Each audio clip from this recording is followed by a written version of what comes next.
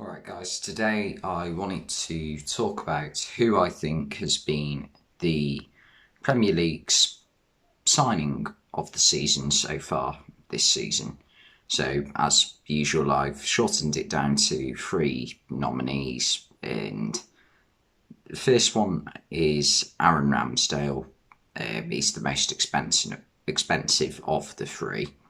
In fact, he's probably in the Premier League the most expensive player in who has actually paid off this season so far.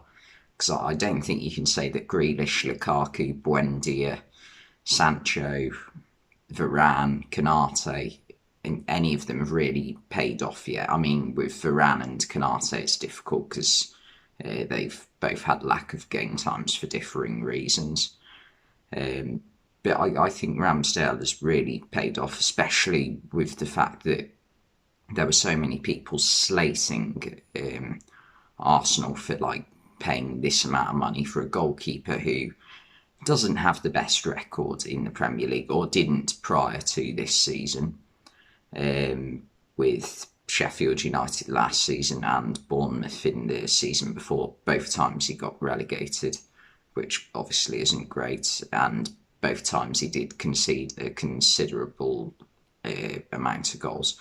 But I think looking back, and obviously hindsight is a nice, well, not a nice thing.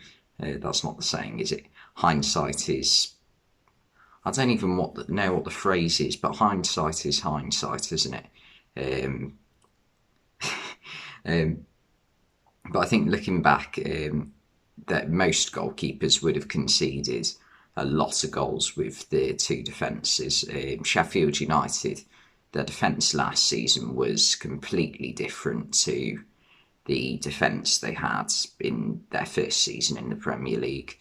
The first season, it was a back three of John Egan, O'Connell. I've forgotten his first name. Was it Jack O'Connell or something like that? And also Chris Basham. I think last season, the majority of the time, it was Keane Bryan, Ethan Ampadu, and I think Chris Basham was still there, but it was a completely different defence compared to the season before. And with Bournemouth, I mean, Eddie Howe's not a defensively strong manager, never has been. So, they've always been a team who've conceded goals in the Premier League over the past half decade. And yeah, that was no different when Aaron Ramsdale was there. But this season for Arsenal, he's conceded. At times he's conceded a fair few goals. He conceded 4 against Liverpool, 3 against Man United.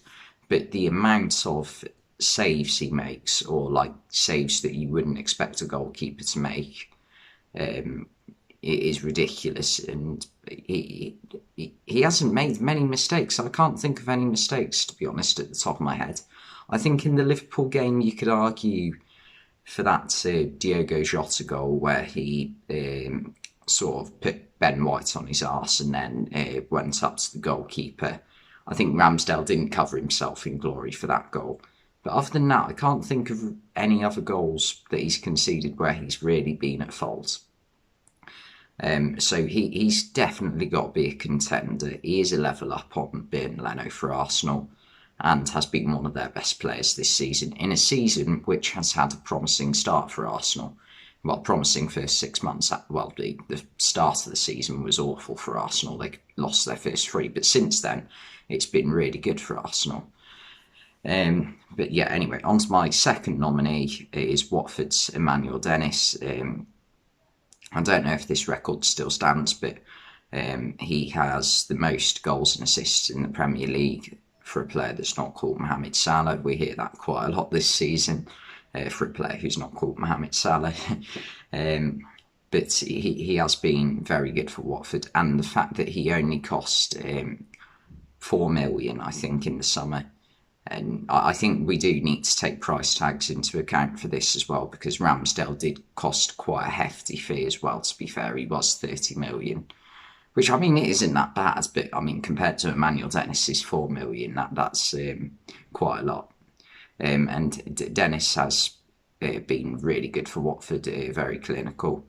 And I've just done a bit of research on him, and it seems he's had a difficult past year at his previous club, which, I mean, with lockdown and also the fact that he had a family member die in a boating accident, that's quite a tough period to go through. And since he's come to Watford, he's managed to play really well, so really good for him. And yeah, what was I saying? Yeah, he's been a positive player for Watford in a season where it's not been a horrendous start. I think it's what they expected this season. They expected to be in a relegation battle, but his and Josh King's goals have definitely helped Watford. Without them two, I think you could argue they could be well, in it, if that makes sense. I mean, they sort of are. They are 17th at the moment, I think. So, I mean, they're far from safe, but they could be a lot worse without those two. And my final nominee was actually another Arsenal player in Takahiro Tomiyasu at right back, because again it was another transfer where I remember this guy on Sky Sports, it was like a deadline day programme, and he was saying about how Tomiyasu isn't really a right back and he isn't really a centre back. So, like, what position is he? He cost 20 million from Bologna, I think it was, for Arsenal. And ever since he signed for Arsenal, he's been really good. Apparently he's a centre-back who's currently playing right-back. So he's playing in a new league in a position that isn't his strongest position. And he's, doing really well. So, I mean, you've got to give him a lot of credit. So I think he's up there for me as well. But the only problem with him is he's not the most attacking right back. He's a defensively solid right back who to say he's attackingly poor would be really unfair. But I think he's stronger defensively than he is going forward. But he's still decent going forward. So I think those types of fullbacks generally don't get quite the recognition. If you asked someone to name the best fullbacks in the Premier League, they'd say Trent Alexander-Arnold right now, Reece James, João Cancelo, possibly Andy Robertson. So straight right there, you've got four very attacking fullbacks. Defensive fullbacks don't generally get the recognition that attacking fullbacks do. So I think that might be why he doesn't quite get the amount of plaudits he probably deserves.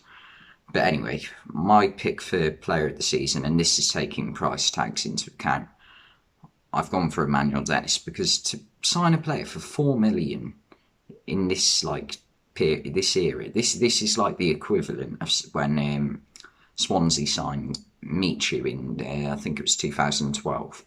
So nearly 10 years ago.